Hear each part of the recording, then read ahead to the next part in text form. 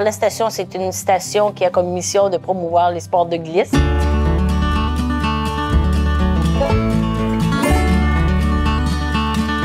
Donc au niveau de nos activités, donc on a du ski alpin, snowboard, donc avec la boutique de location qui va avec. Au niveau de l'école de glisse, on travaille très fort cette année aussi pour la formation de nos jeunes. Un beau secteur hors piste qui a ouvert. On a des glissades en tube aussi.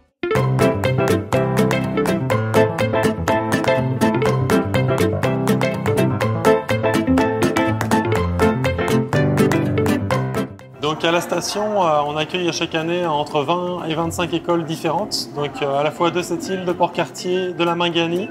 Tous les jeunes Inuits des environs viennent nous voir avec leur école primaire, secondaire. Nous, ce qu'on voulait justement avec ce projet-là, c'était pas que forcément la station soit réservée à une certaine catégorie de la population. Moi, j'ai toujours vu ça comme un peu un projet social pour réunir un petit peu toute la population de cette île de Port-Cartier.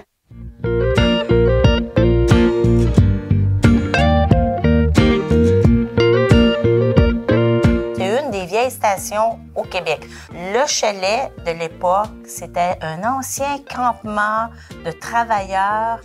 C'était des installations qui étaient très désuètes. Donc ça faisait une vingtaine d'années qu'on travaillait sur le projet de bâtir un nouveau chalet. Ça correspondait vraiment à une demande, à un besoin pour la population.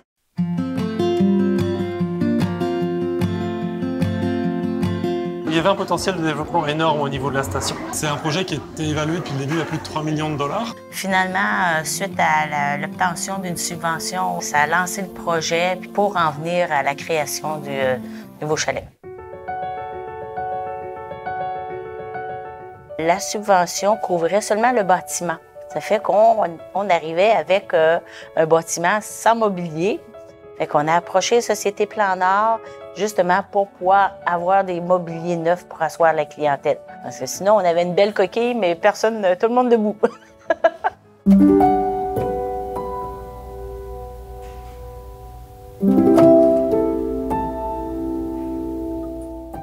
On a un bel espace bar, plus adulte.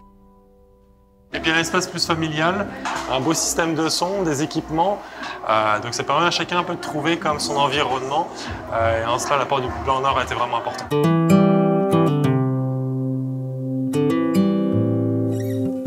Là, aujourd'hui, on a une infrastructure de qualité, on a quasiment doublé la capacité d'accueil. Donc on a réussi à attirer vraiment une nouvelle clientèle aussi. Beaucoup de motonégistes qui viennent juste pour nous rendre visite, boire un coup, manger une poutine, des chansonniers, beaucoup de spectacles. C'est des choses qu'on n'était pas en mesure de proposer avant avec l'ancienne bâtisse.